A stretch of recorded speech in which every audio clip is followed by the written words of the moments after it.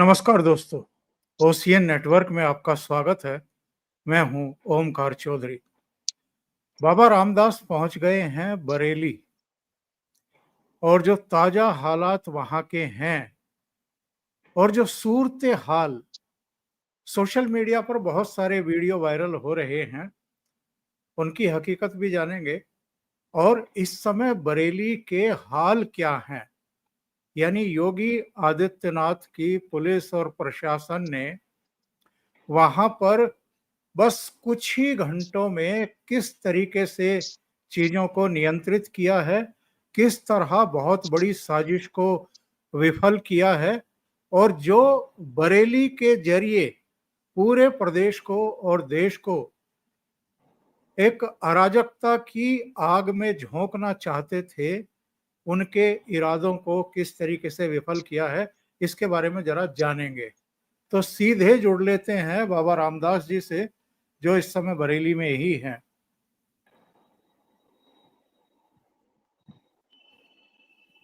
बाबा जी, बहुत धन्यवाद आपका जुड़ने के लिए और नमस्कार। प्रणाम भाई साहब, जय श्री राम। बहुत अभिनंदन है आपका। तो आप बरेली में हैं, तो बरेली में आपने क्या क्या देखा है अभी तक, जरा दर्शकों को पहले तो वो बताइए।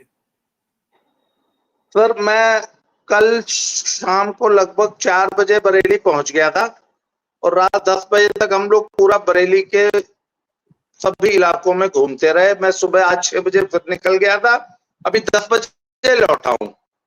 सर, पूरी तरीके से सुख शांति है।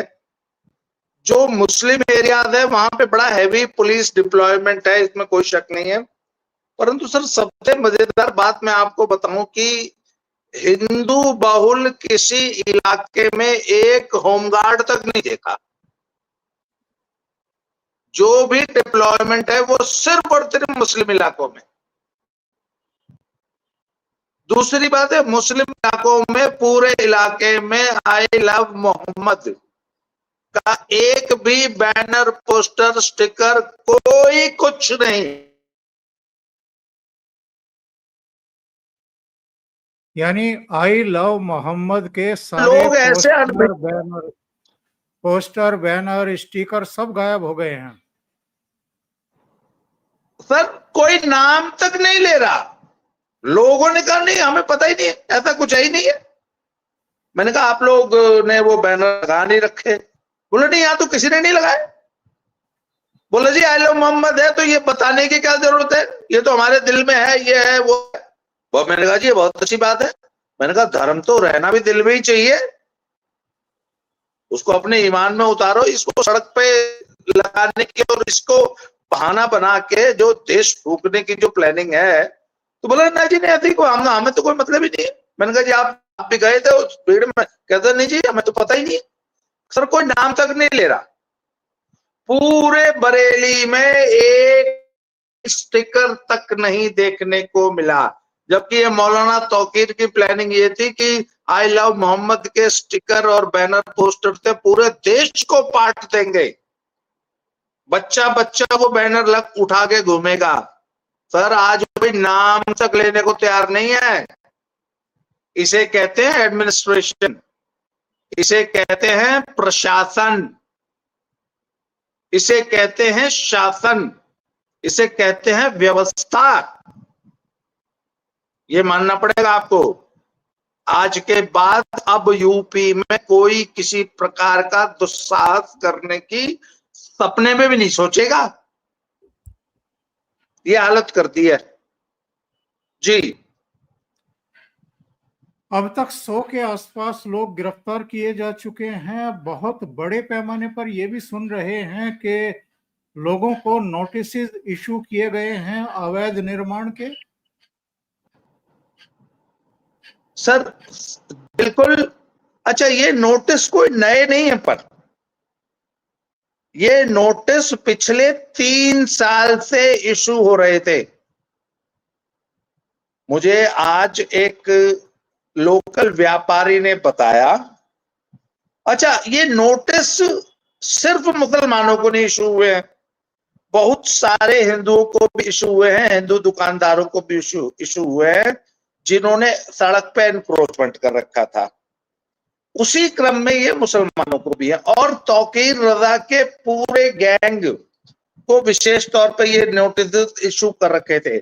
इससे सर मैंने ये कंक्लूजन निकाला है कि उत्तर प्रदेश प्रशासन को पहले से ये अंदेशा था कि ये लोग ऐसी कुछ गड़बड़ करेंगे, इसलिए इन्होंने वो तमाम प्रॉपर्टीज इनकी पहले से चिन्हित कर रखी थी और उनके मालिकों को 3 साल पहले से नोटिस देने शुरू कर दिए थे। तो मैंने पूछा कि भैया वो नोटिस दिए तो उन पे अमल भी हुआ कुछ? बोला नहीं जी, ये था आप अपना एनक्रोचमेंट हटा लो, आप अपना एनक्रोचमेंट हटा लो।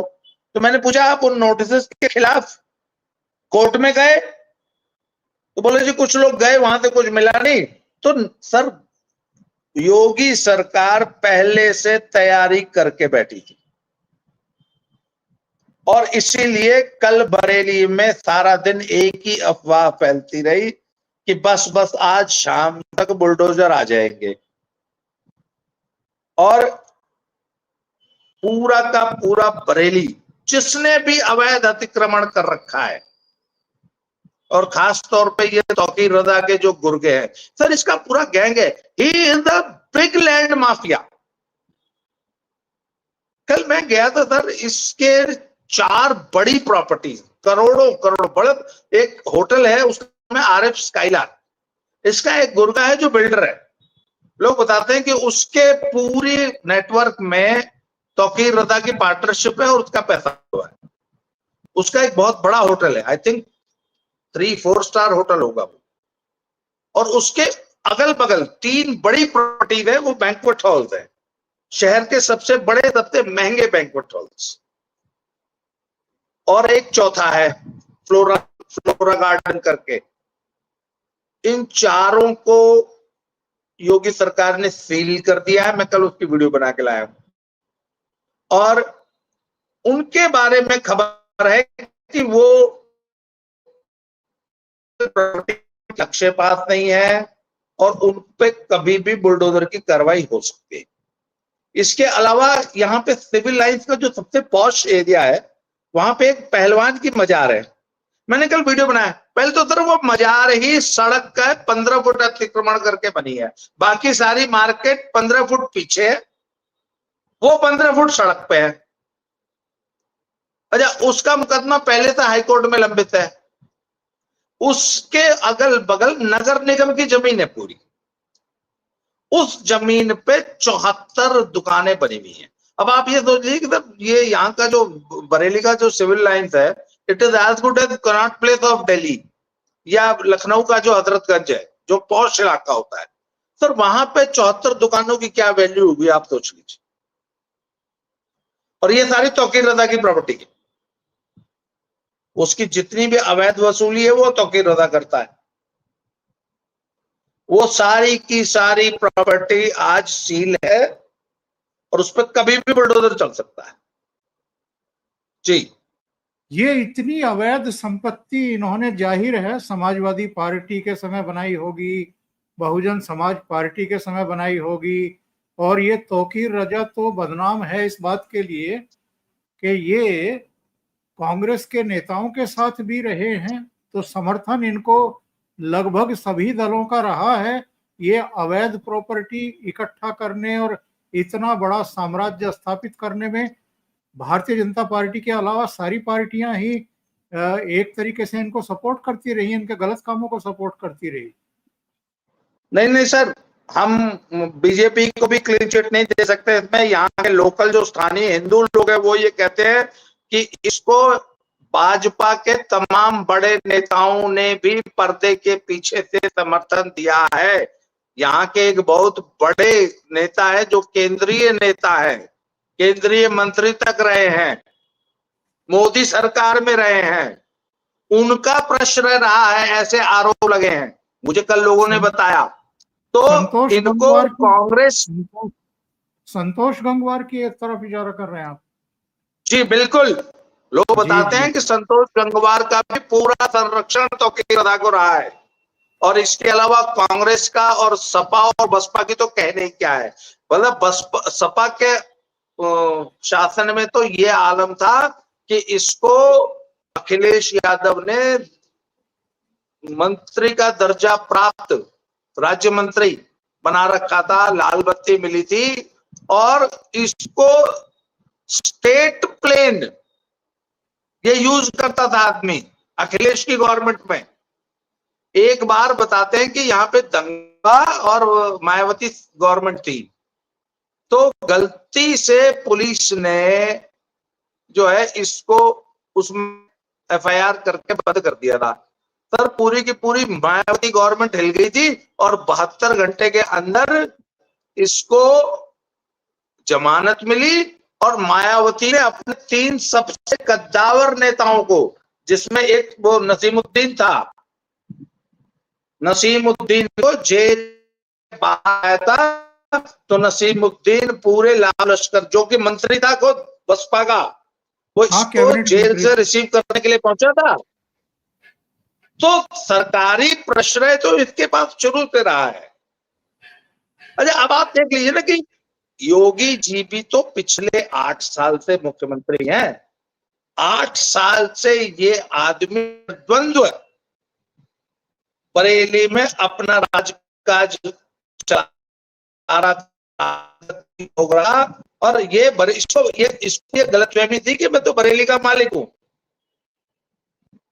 और 8 साल से योगी जी ने भी इसके ऊपर कोई कार्रवाई नहीं की, क्योंकि इसके बारे में एक इसको ये गलतफहमी है कि यूपी में जितने भी बरेलवी हैं मुसलमान, वो इसके एक आवाज पर सड़क पर उतर आएंगे, ये इसको गलतफहमी थी। और सरकार भी शायद इसीलिए थोड़ा सा हल्का हाथ रखती रही होगी। योगी जी ने भी सोचा होगा कि भाई सब कुछ सुख शांति से चल रहा है तो चलने दो, क्यों पंगा लिया, पर सर इसने पंगा खुद ले लिया।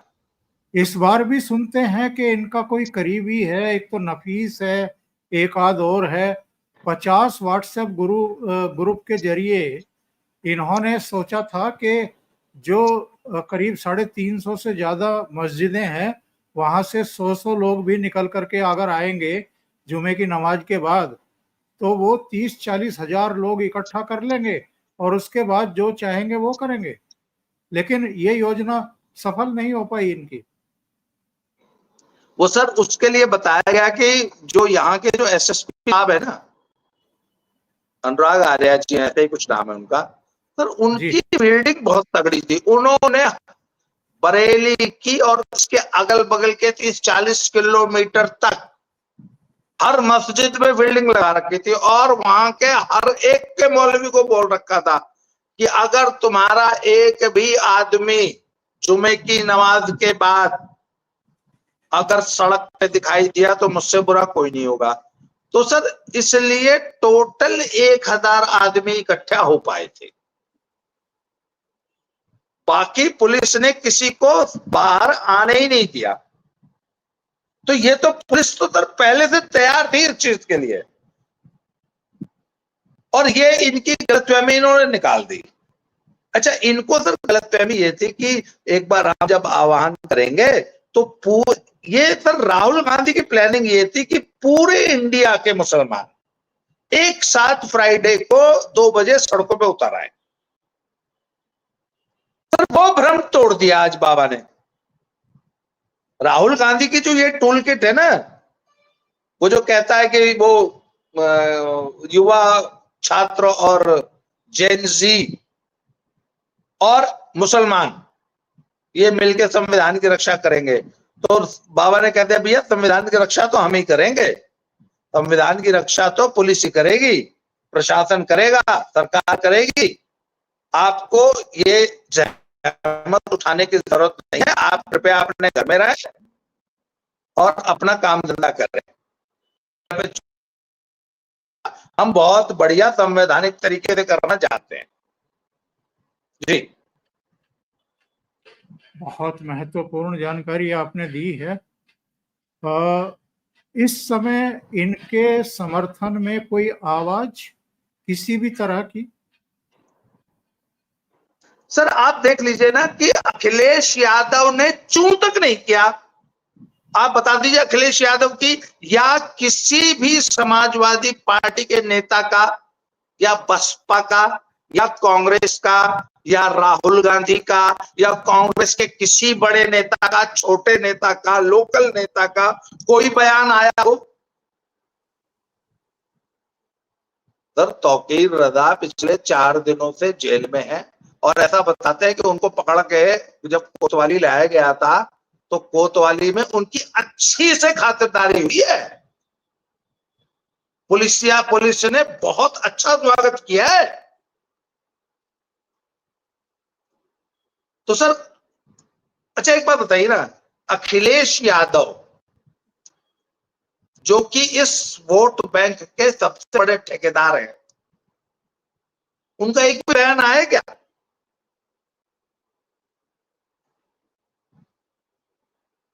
तो सर, ये मामला एकदम स्पष्ट है। पुलिस के प्रशासन के सामने कोई चू नहीं करेगा, कोई नहीं आएगा इनको बचाने के लिए। और बाबा की जो प्रशासन है वो एकदम संवैधानिक तरीके से बिल्कुल नोटिस पहले से इशूड है सारी प्रॉपर्टीज पे कि भैया अपना अतिक्रमण हटा लीजिए। अच्छा, ये ऑलरेडी कोर्ट जा चुके हैं, कोर्ट से इनको कोई रिलीफ नहीं मिला है। कल मैं वो पहलवान की मजार पे गया था, वहां से इन्होंने बड़े बड़े नोटिस लगा रखे हैं वक्फ बोर्ड की तरफ से कि भैया हमारा किसी पॉलिटिकल पार्टी से किसी से कोई संबंध नहीं है, ये मामला कोर्ट में लंबित है, ये है वो है। पर वो मैं कल वीडियो बना के लाया हूं, सारी की सारी दुकानें बंद है, सील है जी। बरेली का जनजीवन कैसा है इस समय, चूंकि आप बता रहे हैं कि एकदम नॉर्मल सर, एकदम नॉर्मल। कल मैं यहाँ पे एक इस्लामिया मार्केट है जहां ये पूरा, और वहां पे एक बड़ी मस्जिद है सर। मैं कल वहां पे 2-3 घंटे रहा उस पूरे इलाके में। बिल्कुल नॉर्मल लाइफ है, पूरी दुकानदारी चल रही है, पूरी फुल रौनक थी। अच्छा, कल क्या था कि वो डांडिया नाइट्स थी और मुझे लगा सड़क पे बहुत ज्यादा भीड़ है। मुझे लगा कुछ जैसे जो जिस तरीके से लोग वहां थे तो मुझे लगा कुछ शादी वादी है, क्योंकि बहुत सारे लेडीज कपल्स, यंग लेडीज तैयार व्यार होके खड़ी थी वहां। तो फिर बाद में देखा कि वहां पे डांडिया नाइट का आयोजन था किसी बड़े होटल में, जिसमें हजारों रुपए की टिकट थी। और वहां पे जो है वो हिंदू कपल्स जो है एकदम तैयार व्यार होके एकदम शादी की तरह वहां पे अंदर घुसने के लिए जो है लाइन लगा के खड़े थे। तो बड़ा एकदम फेस्टिव माहौल था सर, कोई बिल्कुल सब कुछ नॉर्मल था। फ्रूट और फल जो है वो बिक रहे थे और मैंने देखा मुसलमान खूब धड़ल्ले से शॉपिंग कर रहे थे और बेच रहे थे और सारी मार्केट में पूरी रौनक थी। वो बाबा ने कहा था कि कर्फ्यू नहीं लगाने की नौबत आएगी, हम 1 घंटे में वैसी स्थिति को कंट्रोल कर लेंगे, और कर लिया। लोग बता रहे थे कि 1 घंटे के लिए भी मार्केट बंद नहीं हुई, 1 घंटे के लिए भी बरेली में कोई मार्केट बंद नहीं हुई। इसका मतलब ये है कि बाबा ने ना केवल इसकी दुकानदारी बंद कर दी, बल्कि इसके बारे में जो गलतफहमी पाल रहे थे लोग, थोड़े बहुत जो समर्थक थे, उनको भी सीधा कर दिया है। बिल्कुल सर, लोग बरेली के लोग तो बता रहे हैं कि जो टोटल इसकी प्रॉपर्टी निकल के आएगी बरेली में, वो 1000 से 1500 करोड़ रुपए तक आएगी।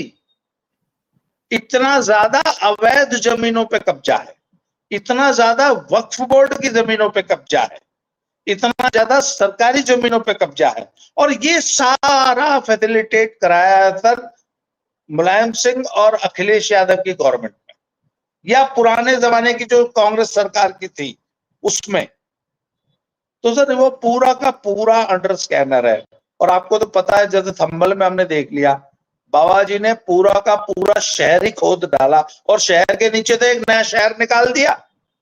बिल्कुल सर, सेम स्थिति बरेली की होने जा रही है। यानी बरेली दूसरा संभल बनने जा रहा है। वैसे बिल्कुल तो बिल्कुल, बरेली दूसरा संभल बनने जा रहा है और ये तौकीर रजा दूसरा आजम खान बनने जा रहा है। बड़ी बात आप कह रहे हैं, यानी जी ये लंबे समय के लिए अंदर जाएगा अब। सर, देखिए इस के पाप इतने ज्यादा हैं। अच्छा सर एक बात बताऊं, आज सुबह ना मैं एक मुसलमान से बात कर रहा था, वो थोड़ा सा मुखर था, हालांकि कैमरे पे आने थे तो उसने मना कर दिया। उसने बोला जी आप लोगों को ये गलतफहमी है कि ये इस प्रकार के जो मुसलमान लीडर होते हैं ये हिंदुओं को परेशान करते हैं। बोले सर हिंदुओं को तो ये टच भी नहीं करते, इनका जो सबसे बड़ा विक्टिम होता है वो गरीब मुसलमान होता है। कहते हैं इनका 90% एनक्रोचमेंट आपको मुसलमानों पे, मुस्लिम प्रॉपर्टीज में, मुस्लिम मोहल्लों में मिलेगा। कहते हैं इनके अत्याचार से सबसे ज्यादा अगर कोई परेशान है तो वो मुसलमान है। अच्छा मैंने देखा कि सर मुसलमानों में भी ज्यादातर इसके लिए किसी किस्म की कोई सहानुभूति नहीं है, क्योंकि लोग इसको एक लैंड माफिया के रूप में देखते हैं। उसने बोला आपने इसकी औकात देख ली, इसके कहने पे कौन उतरा सड़क पे, क्योंकि गलतफहमी इसको ये थी कि हम लाखों आदमी उतार देंगे। तो मैंने कहा सर ये गलतफहमी असल में राहुल गांधी को है। ये जो गलतफहमी है ना, ये राहुल गांधी की गलतफहमी है सर, कि उनके कहने से उन्होंने पेट्रोल छिड़क रखा है और जो है आग लग जाएगी पूरे देश में। और वो पेट्रोल जो है ना वो पानी बना दिया है बाबा ने। बहुत बहुत धन्यवाद आपका जुड़ने के लिए। दर्शकों को भी उन वीडियोस का इंतजार रहेगा, हम भी देखेंगे जब आप अपने चैनल पर उनको चलाएंगे। बाबा जी जुड़ने के लिए और समय निकालने के लिए बहुत बहुत धन्यवाद। धन्यवाद भाई साहब, जय श्री राम, हर हर महादेव। जय श्री राम, हर हर।